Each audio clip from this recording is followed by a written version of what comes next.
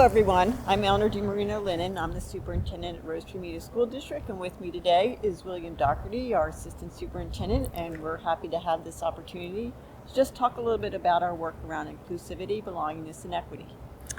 So Eleanor really came up with this idea as we were talking, because talking about our work around educational equity can be complex, it can be misunderstood, and we often say, if we just had more of an opportunity to just talk about it rather than try to put information out there, I think people would have a better understanding. So Eleanor had the idea that if people could listen into our conversations, it would be helpful. So we're not scripted today, and we have some notes in front of us, but we're just going to talk to each other about the equity work that we do. Some of the questions we're going to address some of the in our questions in our conversation, we're going to address some of the questions that people have had in the community and reached out to us. And we hope this is effective, and we hope to do more of them after this one. So Great. And we've been working on equity and belongingness for about 6 to 7 years now. So Bill, can you talk a little bit just about the history of how we started the work and Sure. where we are? So when we started, well, first of all, people have been working on issues of equity for years. But in school district, they've really worked on them in silos and not a consolidated effort. And really, we've been part of the University of Penn consortium around student equity for, since I've been here for the past 16 years or so. And we were there at a workshop, and we saw the authors of this book, which I'll talk about a little bit later. And really, that helped glue the conversation and help us understand how we could all work on equity in a consolidated effort. So really the conversation was about dignity, and so we started to have some conversations district-wide about this.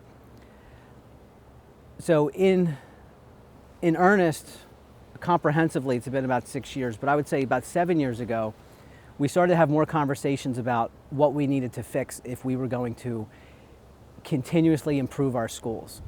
See, as we know, like Rose Tree Media School District, we're full of high-achieving students, and we always strive to help everyone achieve.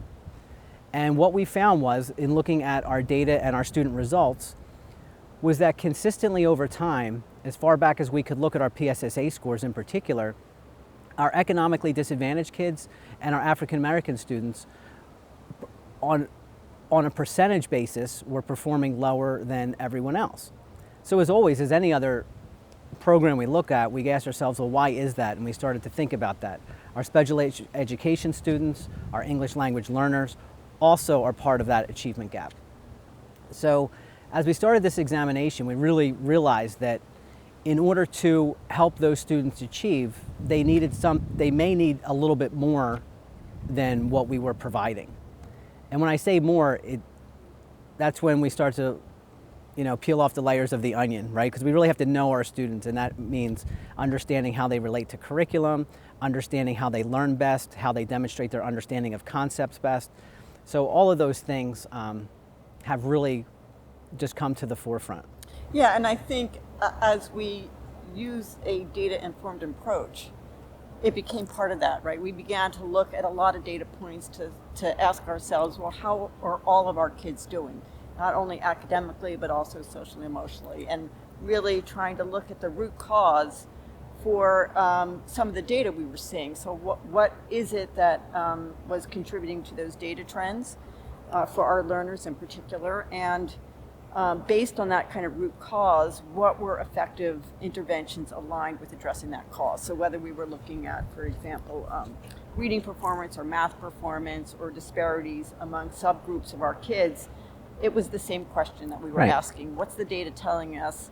Why is that data demonstrating, what's that data demonstrating to us? And how do we kind of address that so all of our kids really have this very robust educational program? And there's a really important point I want to make also, is that some of these data points are not available to the public. Because if, with PSSA especially in Pennsylvania, it used to be if that a subgroup was not comprised of more than 40 students, then it wasn't reported. So that, the school report cards weren't affected by special education students if there was less than 40 in a particular group. but it doesn't mean that we shouldn't look at them and see what we can do to improve that. So we started to peel back the onion with all the subgroups. And sometimes the question is, well, how many students is that? And then my response to that is, well, how many matter? Right. Right? Matter. Because to the state it was more than 40 matter. Right. Right? And we didn't think that that was sufficient. So that's really what caused us to, again, like peel back the onion and look at it, and really not look at, numbers of kids, but look at disproportionality through percentages. Yeah. And I think, some of that brought us, it was like an evolution. It brought us to this idea of what does academic engagement look like for our kids, and in what areas are they academically engaged. And I think that really, it kind of flowed, the work around belongingness flowed from that. So what does it feel like for all of our kids to come into our buildings and our classrooms? And that's where some of that belongingness work grew. And we started asking and surveying our kids about those characteristics and experiences of being here. Yeah, and I want to talk about that because that leads right into the workshop that I mentioned earlier. So when we started to look at the equity work, before, prior to 6 years ago, we were really looking at numbers.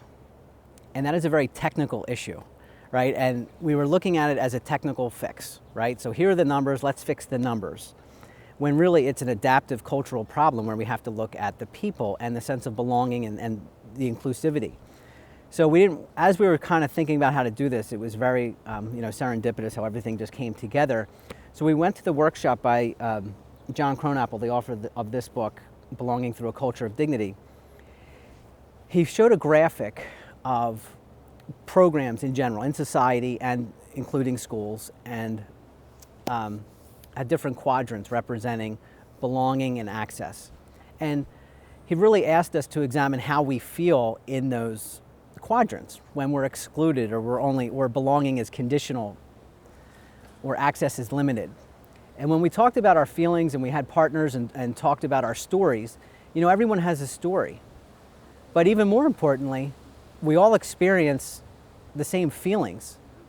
And when he talked about those feelings, he put it in the framework of this is where your dignity is honored or where your dignity is violated. And that really caught my attention, kind of sparked our interest, and really helped us understand how we are all connected.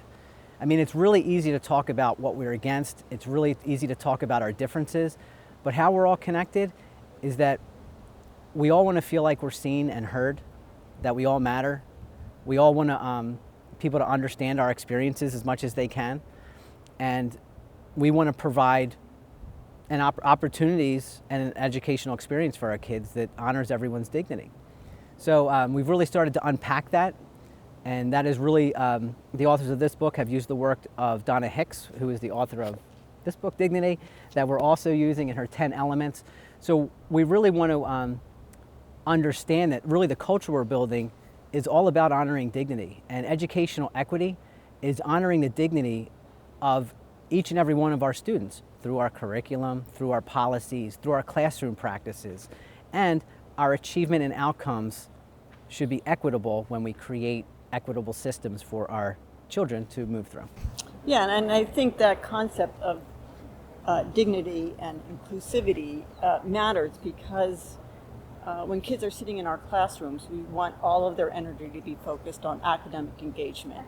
And when kids feel like they belong and they feel like they're fully included, then their academic engagement goes up and their capacity to learn and to grow goes up. And I think that's why those concepts are so critical to what an educational experience is for our kids. So and this is what's really hard for people to understand is what it looks like, right? Because we hear that, and the first thing we hear is that, and again, it's everyone that I feel like hears this at first before they understand what equity means, is that means, we're bringing the top kids down, right? Or that these other kids are going to be advantaged because these other kids are going to be disadvantaged. And that's really not what it's about at all. It's about raising the achievement of everyone together and closing those gaps. But that's really difficult, I think, for people to believe, understand, and see in practice. So I think it'd be helpful to, if we could talk about, how we define equity and also what that looks like. So do you want to take that one, and then I'll bounce back to you? Yeah, and I think, equity is, especially today, equity is used in a lot of contexts, and we really For school systems, equity is about educational equity. It's about applying that concept to what schools' mission is and what schools do. So yeah, talk a little bit about that. Yeah, so, educational equity, it's about giving all kids a fair chance. And some kids, that inherently might experience different barriers. So it's our job to examine our practices and systems to remove the barriers. There's a really popular graphic that I'm sure everyone's seen with people looking over a fence, and for the shorter people to look over the fence, they're standing on boxes, right? Different size boxes in order to see the fence, which is the barrier. So we talk about all the time is what goes in those boxes to help kids see and experience and engage in the work. The other part of the graphic is the fence, which is the barrier. So, and that's sometimes hard for us to know what barriers are in place that have been in place for years. So we're really starting to examine those things. But essentially, a quick definition of equity is giving kids what they need in order to be successful. Because we know, as we said earlier, if we have 90% of our kids successful, we're great. But is that good enough? And I would say it's not good enough for those 10% that haven't been successful, right? So we're literally thinking about everyone. Yeah, and I think that's an important distinction, because it's when we use that metaphor of kids, standing on different leveled boxes. Achieving equity isn't making the boxes all the same size, right? Right. It's really looking at what do all of our kids need to grow, including our advanced learners. Are our advanced learners growing to the extent that we want them to learn, just as much as our struggling learners are? So again, this comes back to but what does that look like, and how do you do that in the classroom? And really, it's exactly what we've been talking about for the past 6 years in earnest, and it really aligns well with our 20th century learning, in that learning has to be personalized and differentiated. So what does that mean, and what does that look like? It means that students have choices. It means, one student might be an excellent writer and another student might be an excellent presenter. So maybe students have a choice as to whether they want to write a paper or do a presentation, but either way, they are meeting the standard of demonstrating the understanding of the same concept. That's an equitable practice. I think that one thing that I think about often is a lot of times, we learn this in our teacher training, is that a lot of times we teach how we learn. But we have to realize that the learners in front of us are not like us, right? We all have our differences. So we have to, again, honor their dignity by acknowledging those differences and adapting our instruction to meet their needs. Otherwise, if we teach the same way every time, every day, students that don't learn that way are always at a disadvantage. So that's what it looks like in practice. Yeah, and that's kind of the sophistication of teaching and learning over the years, right? So, back in the 70s, when everybody sat in rows of desks and got the same content in the same way, right, and was assessed in exactly the same format, that may have worked for the industrial age, but it's not really working for the kinds of environments that we have to transition our kids to in the 21st century. Yeah, and in terms of content, just as I said before, if you're a student of color and you never experience books and novels of protagonists that look like you and have experienced life like you, then you're at a disadvantage because you don't get to connect with the text the same way everyone else does. So that's another way in what equity can look like and why we do what we do. Right, great example, and a great example of why when we talk about educational equity, one of those pieces is what are the resources that we're using, and what are the texts that we're using, and what kinds of books are in our libraries, and do all of our kids have the opportunity to choose and be engaged in texts where they see themselves represented, right? Because again, it increases their sense of belongingness and academic engagement. And that is, again, honoring dignity. And just because you may want to, I'll use an example here. You may want to read books about Italian Americans. And although I'm half Italian, I'm more connected with my Irish side at the time, right? So why not, I don't feel like if we use more protagonists, or I have a choice to read about books of protagonists of Irish immigrants, I don't feel like that's taking away from your opportunity to read text about Italian immigrants. Correct. Right, okay. Exactly. Okay. So, so I think that helps with that piece. So I really want to talk about some of the kind of what's coming up and sort of where we're going and, what next steps are. Great. So we've had these conversations of dignity with administrators, and since the closure, a lot of this stuff has continued to evolve. So we really haven't had a chance. It's really difficult to kind of roll out and talk about these things over Zoom. We've tried, and we do it, right? And we still do our workshops and have our equity groups meet. However, it doesn't have the same impact. So we've sort of been pacing it, kind of waiting for more things to open up and have more opportunities to work in person. So at the administrative level, we're going to continue to talk about dignity and make the connections between the elements of dignity and our work in the classrooms and in our schools. We also want to continue that work with our teachers, with our students, and with our community. I believe that when we all have this common understanding, we may not always agree on approach, we may not always agree on resources and things, but at least people will understand what the intent is, right? So I think that that is a critical piece, because I think one of the big questions out there is, why are you doing what you're doing? How are you doing what you're doing? And what is the basis for it? So I really want to encourage people, and these books will be on the website, for people to access. But also in terms of a website, so we are developing our equity strategic plan, which is putting together, here's part of the document here, but what we want to do is put this document up on our website just to give people an overview of what's happening, what are the definitions, what is the vision, and attached to that we need to then start to put down some specific action steps of what we want to do. And again, with this work, some of it is very difficult to measure, but we are going to use some tools to help measure the work, along with Belongingness survey, Youth Truth survey, to make sure that we are hearing students and responding to their needs. We are also want to have some of our equity teams have specific goals, measurable goals. So if we want to increase books with a variety of protagonists, then we can measure that. We can measure how many books we're doing, right? So we want to identify measurable goals, but in order to do that, prior to that, we're also going to look at an equity audit tool. And we want to involve as many community members and stakeholders with that process as possible. And it's going to take a little bit of time to kind of get everyone together. So we're looking at the fall for looking at the equity tool, and then also later in the fall, then unrolling our goals with each of our equity teams.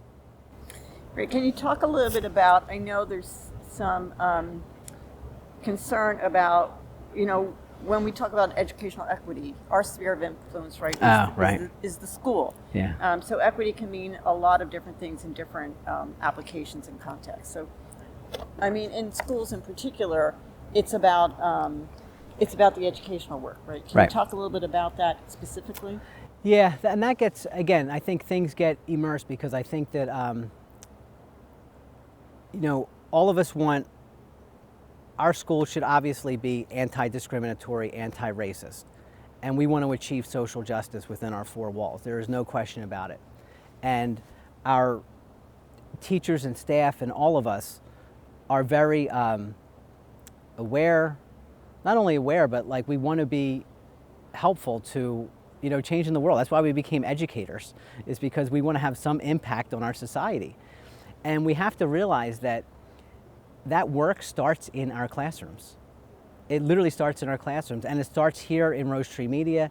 So we talk about our sphere of influence. So I might, as Assistant Superintendent of Curriculum and Instruction, I might not have influence on, societal policies, right?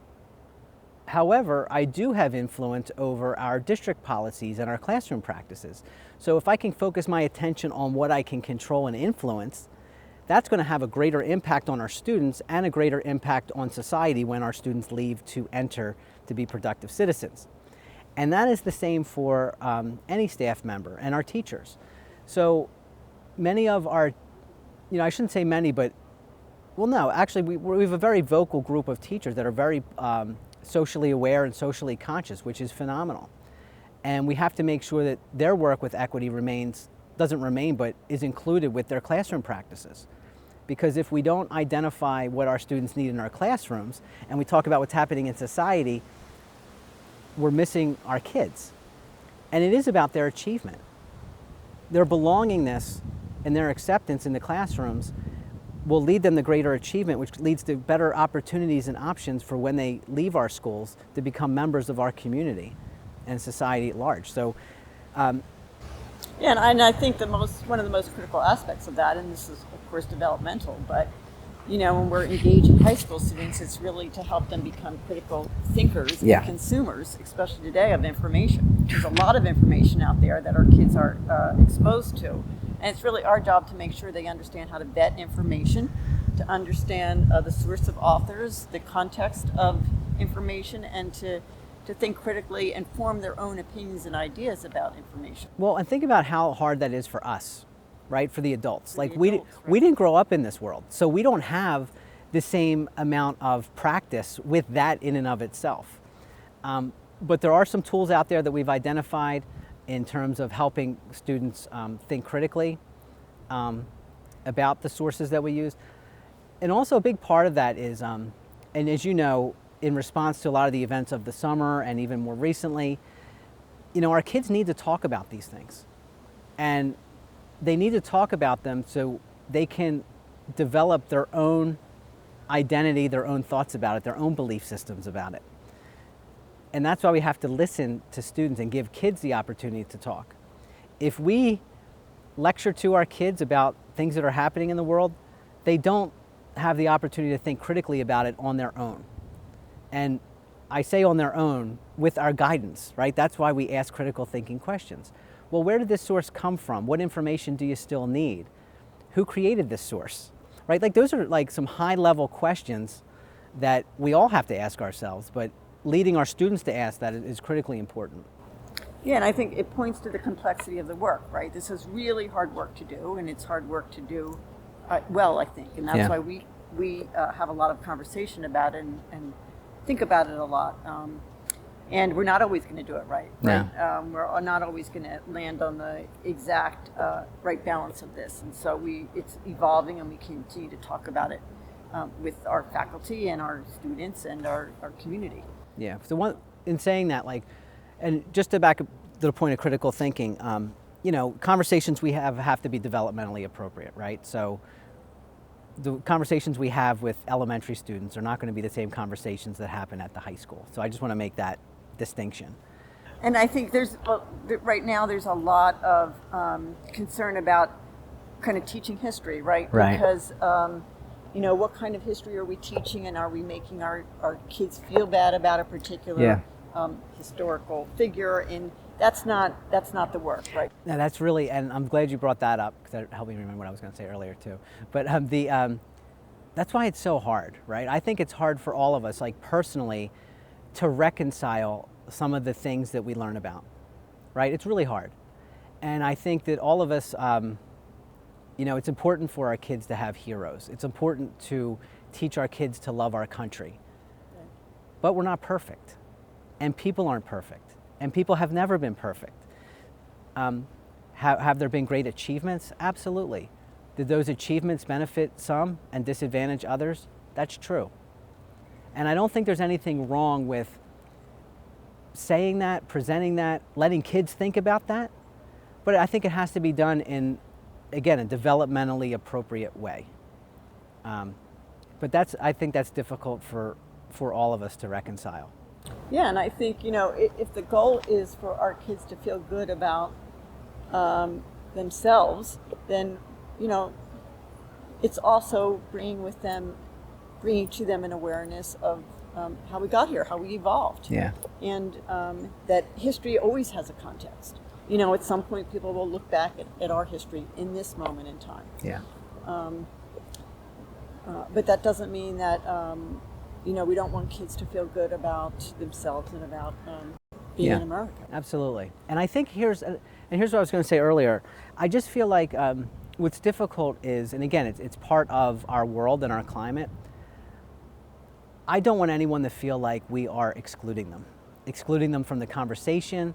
Again, like we may disagree, but I don't want anyone to feel like they don't have a seat at the table and they're not being heard. Everyone's voice matters. Every person has dignity, and part of dignity is acknowledgement.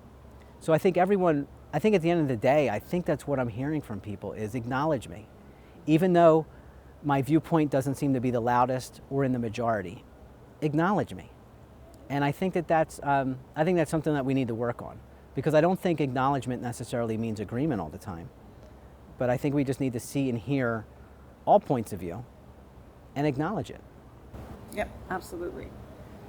Can you talk a little bit about inclusivity? Because I think that term, it's evolved also. So, in maybe coming from the background of working with students with special needs, back in the day, there was no inclusion. And then inclusion kind of meant the child was in the room, but they weren't really necessarily part of the classroom community.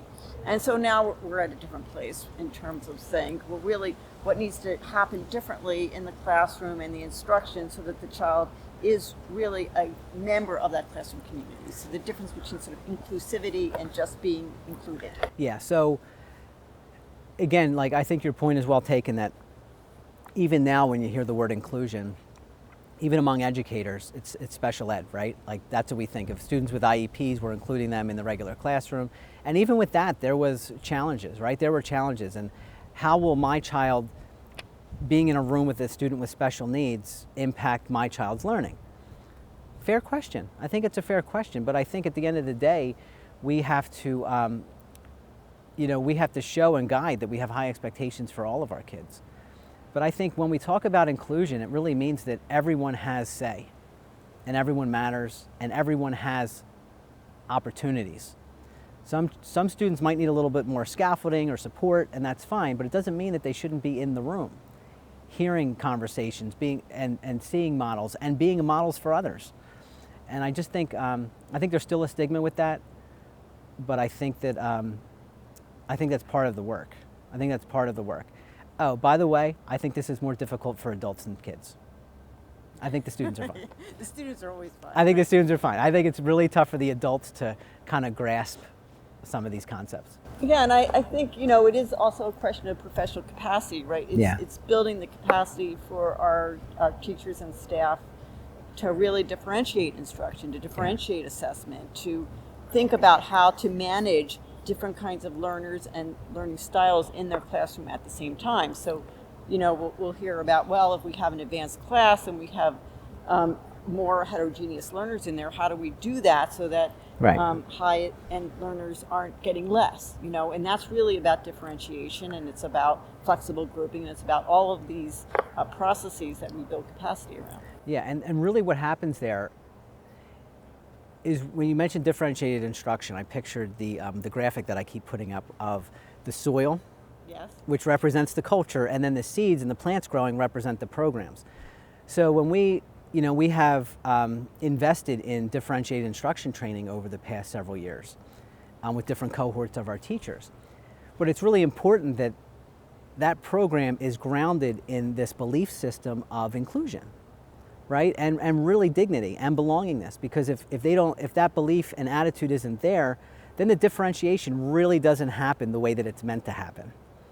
But again, if we can continue to not just talk, but acknowledge and the way in which we include and celebrate that, acknowledge it, share it, and grow it, then like true differentiation and all these other programs will grow in an equitable way.